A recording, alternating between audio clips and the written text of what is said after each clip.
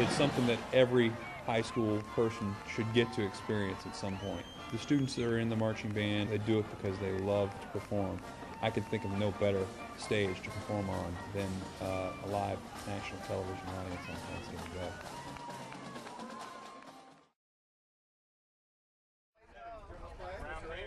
Day. We got back to the hotel and a lot of us loaded our garment bags pretty quickly. And after we ate the lunch, we all went back up to our rooms. You know, we went to sleep. Everyone, by the time they got done waking up at like 1:30 in the morning till, through a 2.5-mile parade, they slept until later that night when we all got together for dinner. The dinner was actually very good. I remember them saying something like 20-something turkeys or something to feed us all. It was an enjoyable dinner. You know, we were all, I guess, more relaxed because Macy's was done with. You know, we had finished the parade, so we could just kind of sit back and be like, and enjoy it. Thanksgiving is a big holiday for my family, so I wasn't going in there with too much expectations, but I mean, we had our little drummer tables together, and it was just really cool to finally sit down for like a holiday even, and just like share that meal. And then afterwards there was a dance, and the dance was really great. They actually played like pretty good music. They didn't just play like rap and R&B stuff. They played some rock and roll, so I mean, it appealed to everybody, and I think most of the band was dancing, and everyone seemed to be having fun.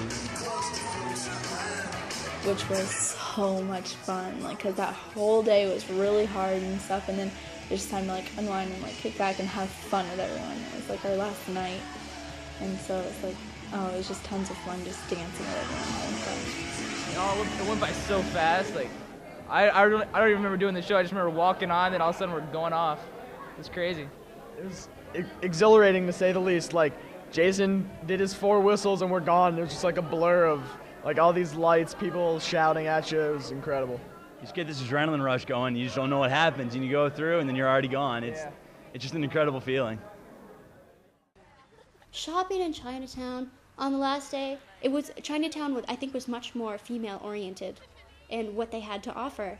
All my friends were so happy that they got like these purses that looked expensive but weren't. I got hair clips. You see hair clips, like these fancy hair clips, like in the artisan shop in Southgate Mall. They sell a hair clip identical to the one that I bought in Chinatown for 4 times the cost.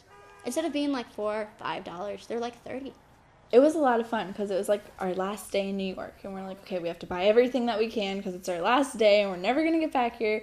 So we just like went to Chinatown and tried to find everything that we could, like the bags that we wanted, if we wanted any knockoff sunglasses and stuff, and we were just like on the prowl for anything like good before we got to leave. So I bought a watch that started to fall apart like as soon as I got on the bus, but I didn't care. And then from there we went to Radio City Music Hall to see the Rockettes.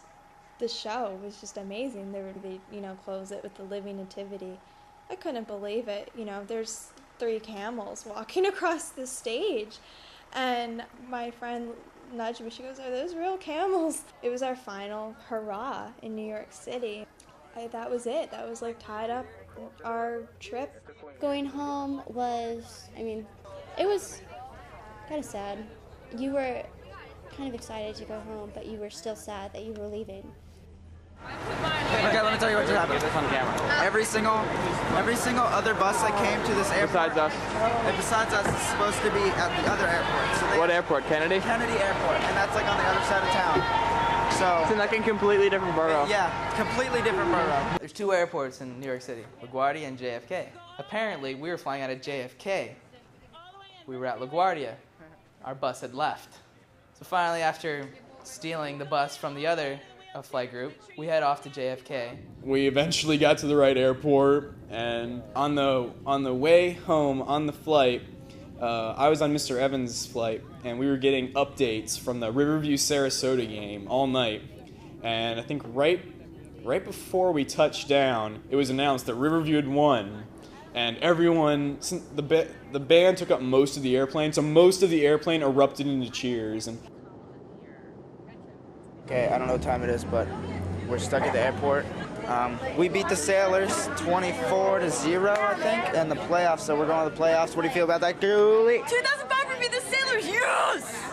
The entire trip was completely worth every penny and every moment of working to make the money to pay for it, and everyone's effort in organizing and packing and rehearsing for that. It was so worthwhile, and I would definitely go to New York again. New York's a great city, and I'm sure we didn't see half of it. I mean, we could go back and see even more. Marching in the parade was phenomenal. I mean, that's something that, I'm going to tell my kids and my grandkids. Oh, when I was 16, I went and marched in the Macy's Day Parade.